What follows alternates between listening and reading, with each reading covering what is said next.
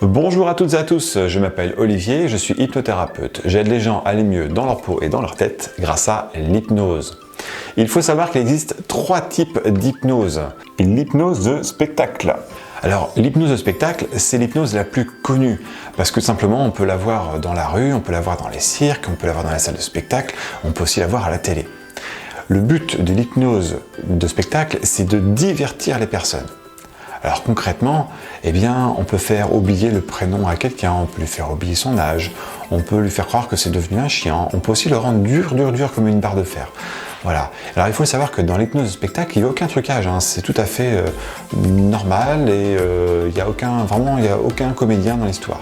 Si un jour vous allez à une salle de spectacle et qu'on vous fait oublier votre prénom, il ne faut pas avoir d'inquiétude. De toute façon, au bout de 2 heures, vous allez vous rappeler de votre prénom parce que votre cerveau va se reconnecter et va se rendre compte des choses.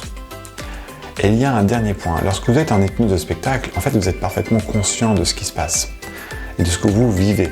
Et quand l'hypnotiseur, à la fin, dit « Et maintenant, vous vous rappelez de tout ce qui s'est passé », c'est une phrase qui sert à rien, en fait.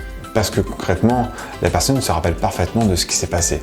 Par contre, pour le côté spectacle, pour le public, c'est formidable. Ça donne la sensation que l'hypnotiseur il a un pouvoir.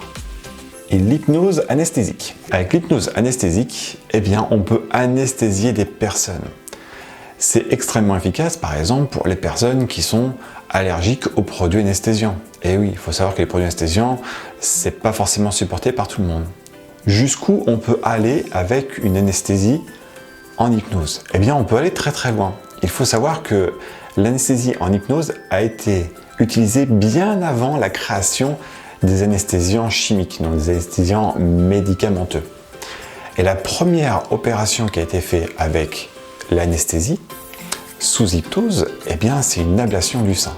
C'est quelque chose qui commence à apparaître de plus en plus dans les hôpitaux, mais si vous devez un jour vous faire opérer et que vous avez le choix entre l'anesthésie médicamenteuse et l'anesthésie via l'hypnose, je vous invite à prendre celle via l'hypnose, pour une simple raison. L'hypnose est 100% naturelle, donc vous n'aurez aucun effet secondaire. Par contre, avec les anesthésiants médicamenteux, vous avez quand même un risque car les anesthésiants médicamenteux ont des effets secondaires. 3.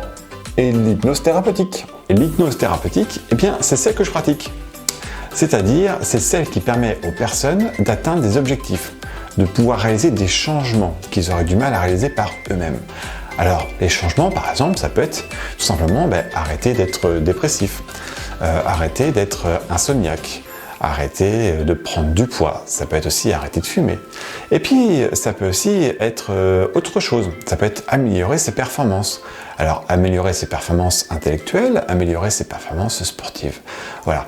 Le domaine d'application de l'hypnose thérapeutique est extrêmement vaste. D'ailleurs, je ferai une vidéo à ce sujet voire même plusieurs vidéos parce que c'est sans fin. Et il faut aussi savoir que l'hypnose, alors quelle que soit l'hypnose, ça fonctionne sur les enfants, les ados et les adultes. Pour résumer, il existe 3 types d'hypnose. L'hypnose de spectacle pour divertir, l'hypnose anesthésique, tout simplement pour réaliser des opérations sans utiliser de produits chimiques, de médicaments.